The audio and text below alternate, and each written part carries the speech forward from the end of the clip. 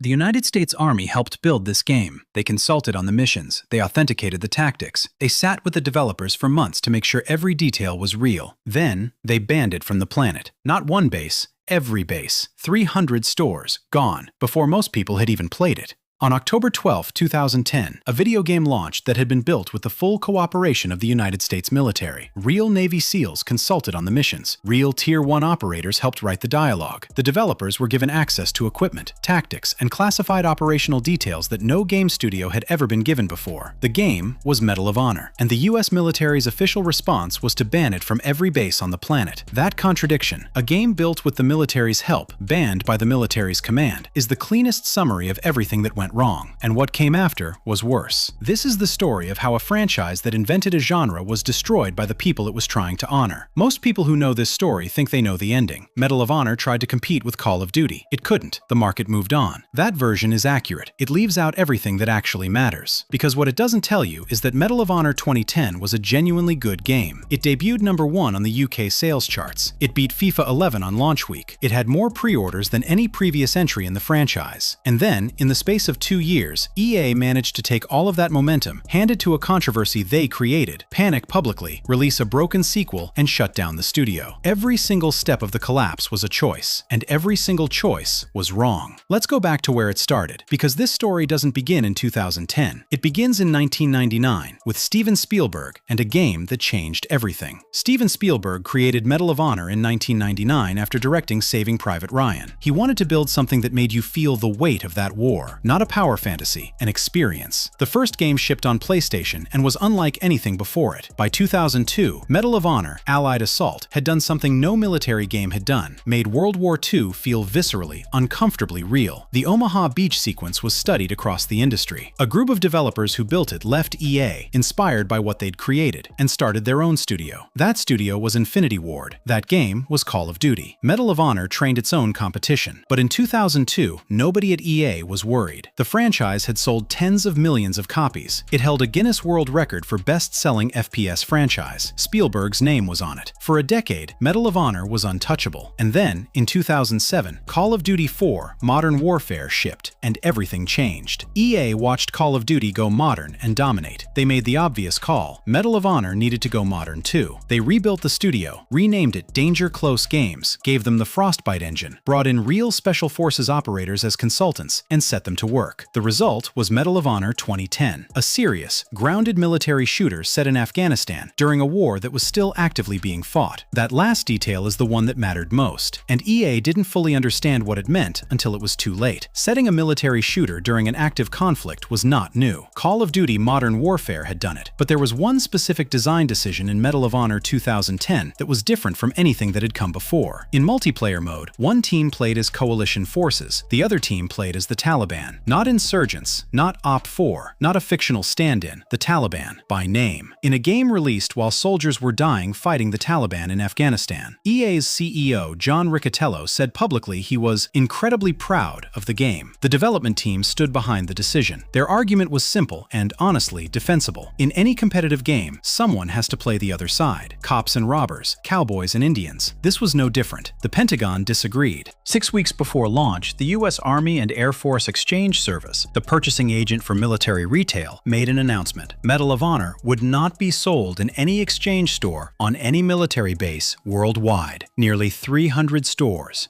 gone. Major General Bruce Casella issued the statement personally. Out of respect to those touched by the ongoing real-life events presented as a game, exchanges will not be carrying this product. Then the UK's Secretary of State for Defence called it shocking and asked retailers to pull it. Canada's Defence Minister said he found it wrong. Denmark's Defence Minister called it tasteless. 4 governments in 6 weeks, before the game had even launched. GameStop refused to stock it on military bases. Reports emerged that Walmart was applying internal pressure. EA had gone from incredibly proud to genuinely cornered, and the game hadn't shipped yet. 11 days before launch, EA blinked. Executive producer Greg Goodrich published a statement announcing that the Taliban would be renamed Opposing Force in the multiplayer menu. The gameplay was unchanged. The enemies still looked the same, fought the same, died the same. They'd just renamed the label. EA's own spokesman had said a week earlier there were no plans to make this change. The reverse reversal satisfied nobody. Critics who thought the game was disrespectful still thought it was disrespectful because the Taliban were still in it, just with a different name tag. And the gaming community, watching EA fold under political pressure 11 days before launch, lost confidence in the franchise's identity entirely. The game still debuted at number 1. It still sold 5 million copies. By any normal metric, the reboot had worked, but the damage was done. The controversy had defined the game before most people played it, and it had handed EA's competitors a clean narrative. Medal of Honor was the game that caved. For the sequel, Danger Close made the obvious correction. Warfighter would have no Afghanistan, no Taliban, no controversial factions. It would be a globe-trotting special forces story, clean, apolitical, designed specifically to avoid the controversy that had wounded its predecessor. They also hired real US Tier 1 operators to write the storyline, active duty personnel, the kind of insider access most studios would spend years trying to get. What they couldn't fix was the timeline. Warfighter shipped October 23, 2012, 1 month before Call of Duty Black Ops 2. Call of Duty Black Ops 2 sold 7.5 million copies on day 1. Warfighter's launch numbers were not disclosed. That silence was the answer. Reviews were brutal. Metacritic, 54 on Xbox 360. Technical issues, repetitive missions, a multiplayer that felt like a lesser version of Battlefield, which EA also published, using the same Frostbite 2 engine. EA's own COO Peter Moore said on the earnings call, "The game was solid, but the focus on combat authenticity did not resonate with consumers." On January 30, 2013, EA announced Medal of Honor was being taken out of rotation. Here is the part of this story that doesn't get told. Medal of Honor 2010 sold 5 million copies. It debuted number 1 in the UK, beating FIFA. It had higher pre-orders than any previous entry in the franchise. By any honest measure, it was a successful reboot. The controversy didn't kill the sales, it killed the identity. EA panicked publicly under military pressure, made a cosmetic change that satisfied nobody, handed competitors a narrative about their weakness, then released a technically compromised sequel into the shadow of Call of Duty without a clear reason to exist, and when it underperformed, closed the studio that made it. Danger Close Games was dissolved in early 2013. The developers were quietly absorbed into DICE LA, the studio that makes post-launch content for Battlefield.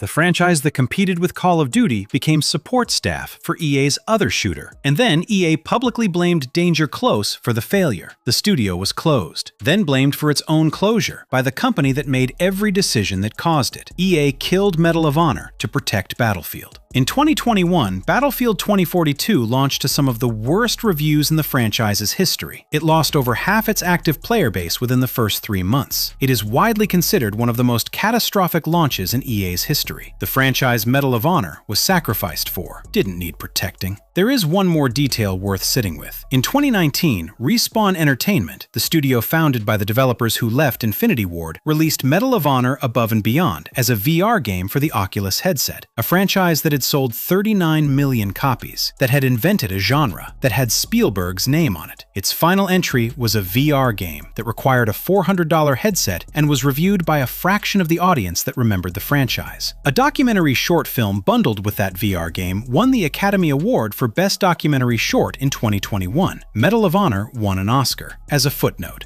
at the end, the US military helped build Medal of Honor 2010, consulted on missions, authenticated the tactics, sat with the developers for months to make sure the soldier's story was told correctly, then banned it from every base on the planet. EA built the game in good faith, reversed course under pressure, released a compromised sequel, closed the studio, blamed the developers, and protected a franchise that failed anyway. Medal of Honor Allied Assault still runs on PC, fan servers, because EA never bothered to shut them down. Some nights, people are still playing it, not for nostalgia, because it's still good. The series sold 39 million copies. It trained the developers who built Call of Duty. It won an Oscar. Its last full console release was rated 54 on Metacritic. That gap between what it was and what it became is not an accident. It's a decision.